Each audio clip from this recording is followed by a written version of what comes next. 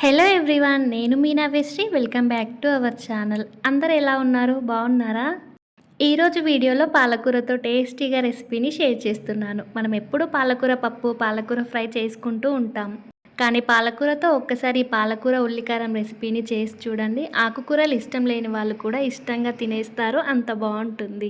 మరి లేట్ చేయకుండా ఎలా చేయాలో చూసేద్దాం. ముందుగా అయితే ఫ్రెష్గా ఒక పెద్ద సైజు పాలకూర కట్టని తీసుకోవాలి. మరి చిన్నవైతే 2-3 తీసుకోండి. ఈ పాలకూరని కట్ చేసే ముందే నీట్గా వాష్ చేసి తీసుకోవాలి. వాటర్ ఏమీ లేకుండా తడి తుడిచేసి కొంచెం పాలకూరని తీసుకొని కట్ చేసుకోవాలి. కాడలు లావుగా ఉంటే కట్ చేసి తీసేయాలి. పాలకూరను వీలైనంత వరకు చిన్న చిన్నగా కట్ చేసుకోవాలి.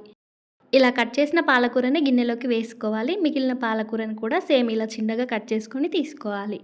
నెక్స్ట్ ఇక్కడ ఉల్లికారం కోసం నేనైతే 2 మీడియం సైజు ఆనియన్ని తీసుకున్నాను. మీరు ఎక్కువగా చేసినట్లయితే ఇంకొకటి తీసుకోవచ్చు.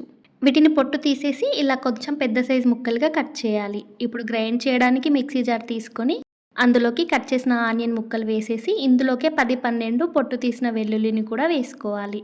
నెక్స్ట్ ఇందులోకి 2 స్పూన్ల వరకు కారం పొడి, 1 స్పూన్ వరకు సాల్ట్ని కూడా వేసేసి మూత పెట్టి గ్రైండ్ చేయాలి. మీరు కావాలంటే కారం, ఉప్పుని కర్రీలో కూడా వేసుకోవచ్చు. చూడండి, కారంని ఇలా మెత్తగా గ్రైండ్ చేయాలి. ఇప్పుడు ఈ గిన్నెను పక్కన పెట్టుకోవాలి.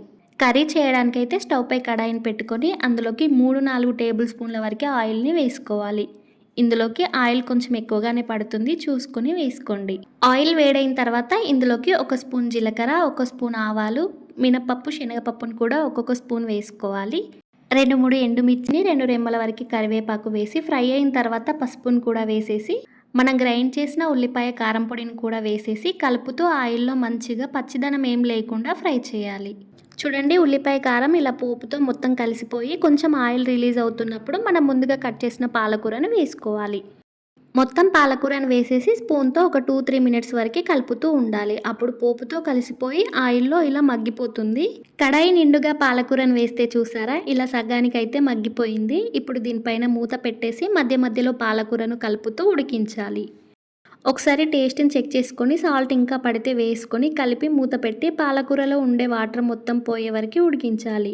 ఎక్స్ట్రా వాటర్ వేయాల్సిన అవసరం ఏమీ ఉండదు. పాలకూరలో వచ్చే వాటర్తోనే కర్రీ మొత్తం ఉడికిపోతుంది. మధ్య మధ్యలో కలుపుతూ ఉండాలి, లేదంటే అడుగంటుకుంటుంది.